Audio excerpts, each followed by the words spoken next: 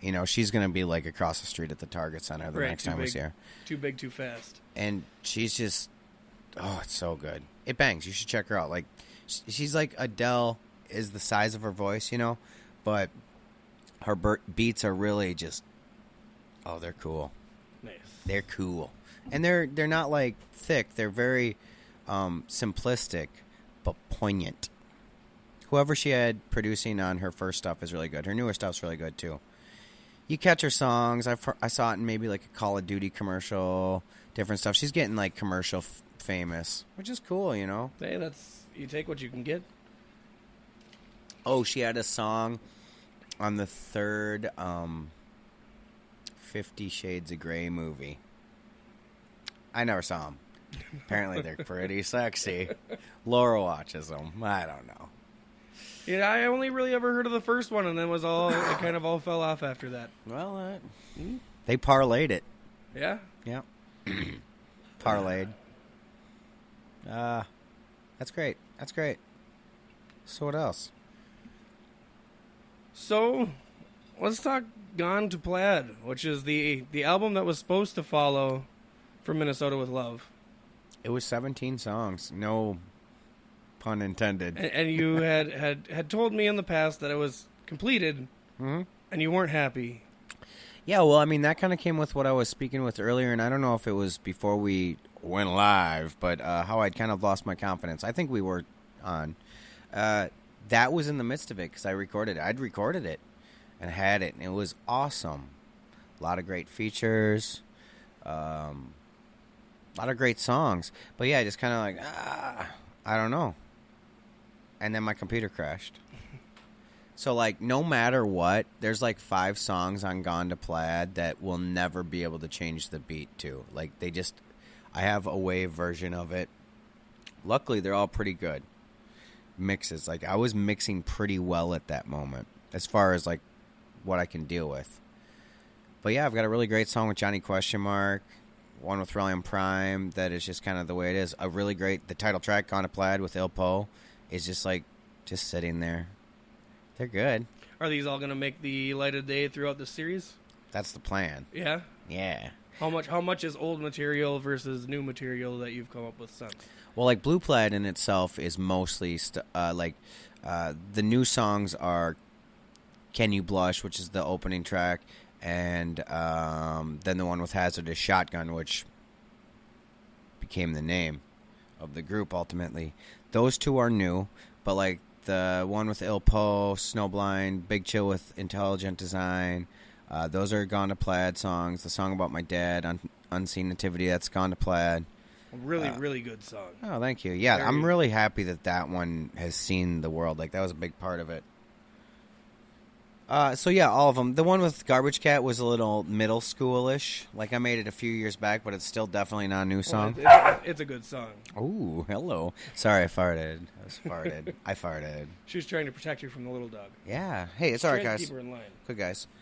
Yeah. So, tentatively Brown Plaid's next, and I did want it to come out in June, and I didn't. But life is fun like that. He gives you enough music already, folks. Yeah. Every time you turn around, there's a new Professor Fresh labeled project out there. It's funny too because like this new Shotgun record with Hazardous is it's called Shotgun, but it's actually called Shotgun Episode 173 Gran Torino, and that's the car that the dude drives in The Big Lebowski, and it was kind of meant to be like a buddy car thing. Shotgun's not to promote gun violence, but rather someone riding in the front seat with me driving. Right. And that's the whole point. But then it came across so cool.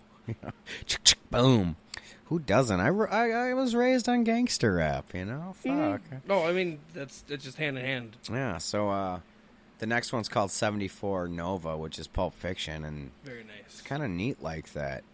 Diverse soundtracks. But yeah. Looking forward to that, too. Yeah, me too. We've got a couple of them. We got one song already recorded called Racket that's just like some gangster shit. Pretty cool. How close is that one to seeing the light? I don't know. We get together every Monday. See what happens. We usually write one, maybe record it the next week. It moves pretty quick. They won't be long, like 7 songs. I know that's why I've been making them shorter, because I just want to new stuff coming out all the time. Yeah, yeah. You know, some get better It's kind of the way reception it than has others. to be in the streaming It is. way that we are now. Either you only release singles, or you're doing short projects. Yeah. And, you know, I appreciate all the shades of promotion and stuff, but a lot of things seem to be promoting promotions. Like getting ready, like, oh, I'm going to make an announcement. This is an announcement of an announcement, and I'm going to post a song in 3 days. And this is my announcement that I'm going to announce that I'm posting a song in 3 days.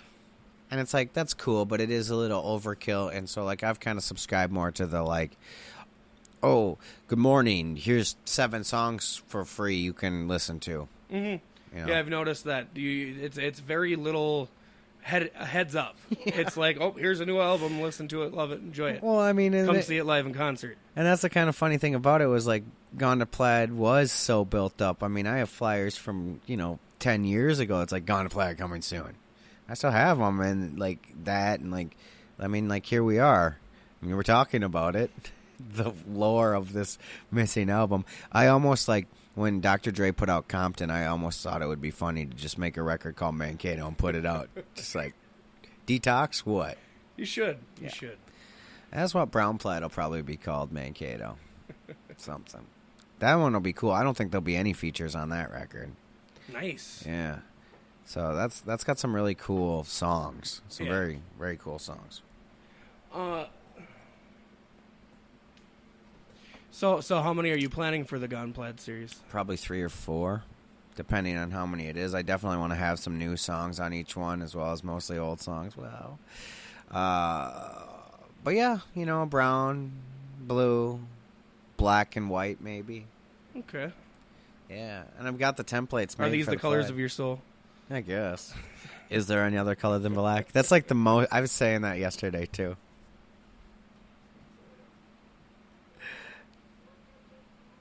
That's great. No, my soul is vibrant. It's all colors. all colors. You know. I've really wanted to sing Aerosmith What It Takes a lot lately, so expect that in the future. All right. Yeah. Well, there's still plenty of time for that. Oh, boy, brother. So, for those of you who maybe haven't, and I don't know how it's possible that you haven't been into the local music scene and not witnessed a Professor Fresh set, you don't really know what you're missing out on until you've seen one. I, for one, have booked concerts in the past where my good friend Al here has taken the stage for upwards of an hour and a half. Oh, yeah. By himself. No hype man, no backing vocals. That's what's up. This is pure performance work. And most of Minnesota can't do what you do. You're too kind. I'm just pointing that one out there. It's been, like, to me, the most awe-inspiring thing about Professor Fresh. I think that my stage show is probably a strong suit. I'll definitely say that. I definitely enjoy it, which is weird because I'm oftentimes plagued by, like, mixing. Like, is my beat good? But luckily, and starting with the Lost Dog stuff, I kind of got to a real comfortable place where it's like, yeah, they sound good. And maybe not even necessarily exactly what I want, but like in the realm of reason. Like, as long as I can make a beat and no one goes, boy, that hi-hat sure is loud. Like, oh, boy, that snare hurts. As long as there's no things that hurt your ears, I did it. And it's always an easy listen. But yeah, I really love. So like when I can get away from that and just perform, I love to perform, and it's really good and fun. And where does the performance energy come from? Is there an inspiration behind it? Was there somebody you looked to on stage that said I wanted to be like that, or just looked at a bunch of stuff and said that's what I don't want to be? Well, it's hard to say. There's a lot of rap groups over the years that I've drawn inspiration from. The Beastie Boys, the Cottonmouth Kings, definitely, as groups. I know that whenever I go see Mindless Self-Indulgence, my shows really get exciting. So it is Mindless Self-Indulgence, you looking forward to Your Ringer? They got a new one coming out? The new one coming out, yeah. See, it's really weird. Like, I've actually, like, they were, like, my favorite, and I've seen them a bunch, and then, like, all of a sudden, like, I just kind of somehow got detached. And I just looked back, and I've missed like 2, maybe 3 records of theirs. I haven't got anything since If. And they're in my Amazon cart. I'm going to buy them. I love them. So, yeah, definitely. So good. Yeah, very good. So stuff like that. It's weird, though. Like, it's like whatever I'm going to see. I'm on a big Too Short kick right now, which is fucking weird. I never thought I would be, but he was opening for Ice-T, and so I bought Life is Too Short, and geez, it's so good. And then I bought Cocktails, and I really like that, and I look forward to getting through his whole discography, which is vast. He's got a ton of records. Probably more than Tech Nine, and Tech Nine has a lot of albums. Yeah, who knew? A bunch of people. I pretty much compare people's discographies to like Tech. Tech's pretty big and ever building. Yeah, it is. I appreciate that. And that's where I want to be. Like, it's like Prince. He basically has an album a year for 40 years on average. And it's awesome. That was another fun one, too. Like, I've been going through. His CDs are becoming a touch easier to get now again. They're being re-released, but at his passing, I really started to collect them. And I've got a pretty good collection. Pretty good. And, that's kind of kicked off a lot of stuff, too. After Prince died, I went up to Paisley Park to, look at it and see all the stuff that people had put on the fences. I don't know if you've had a chance. It was beautiful. They took it all down now. But when I went up there, it's powerful, And then, like, oddly out of nowhere, of 4 people that happened to be there that afternoon, Slug from Atmosphere was there. These children.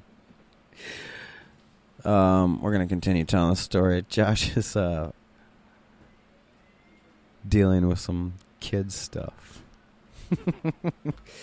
Anyway. Hey. It's the life. It's usually not this rough. That's all right, man. We're getting all the obstacles tonight. I'm exciting. I breathe excitement into a room. I should have busted out the camera and we should have went live with video this week so people could really understand. I do a couple push-ups. But no, so I get there and Slug is there from Atmosphere, which is weird because I've never been an Atmosphere fan. In fact, as an MC kind of coming up just behind the whole Rhymesayers thing, a weird resentment kind of grew over there. I was in that bubble for a long time. Yeah, it was a really weird place to be, which is weird because then they just kept, they're giant. As soon as somebody hears you're a Minnesota rapper, they're like, oh, Atmosphere. And it's like, no, not at all. Well, so then it was bizarre because I see him there and it was almost like a strange passing of the torch because it was like he is now the biggest musician around. Like, I mean, people will say Bob Dylan, but I don't know if he's necessarily even in Minnesota right now. But, like, you know what I mean? Yeah. And, not to take away from Bob Dylan, he's great too, and talk about a catalog. But so I was like, right there, I was like, you know what, man, I kind of missed a lot of the awesomeness that having Prince in Minnesota brought. So I'm not going to miss the awesomeness of Atmosphere. And I bought their first album, Overcast, and I fell in love with it. I really did. And I went through their whole catalog, and I have them all, and I love them, and I go see them all the time. I mean, I just went and saw Soundset. I just went and saw them again somewhere. I don't know where the hell I just saw them. But I went and saw them at both nights, the opening of the Palace Theater. I saw them at the first half of the Fish and Blues thing. I go to everything. I'll probably go to Milwaukee to see this shit. I'll probably go up to Duluth coming up here. I go see Atmosphere. I fucking love Atmosphere. It's weird as hell. Yeah, it's a different thing. I don't know. I never really gave them a chance myself until right about the time I had kids. Yeah. I think it's just once you're older and in that mindset, it's just everything kind of clicks. It's funny, too, because, like, a lot of things, and I think this is probably commonplace for a lot of bands that have long careers that, like, they have their early fans and, they get fans and some fans come in and out. Whereas, Atmosphere, a lot of people I know were like, I like their old stuff, And it's like, well, it's the same. Yeah. You're different. And not to say that Atmosphere sits there and lives in a vacuum because their music does evolve and has changed, but it is still the same quality, so to speak. As a matter of fact, their newest record, Me Vida Loco. Yeah. Is Vita Logo. Oh, it's so good. Yeah, I really like that album a lot. So good. And that's actually, it's funny because Stopwatch is my favorite song on that record, and they have a video for that, but I've seen them 3 times since that record's come out, and they have not played that song. And so I'm kind of hoping like this Duluth show or You're at gonna sign- Summerfest they're going to do it. Yeah,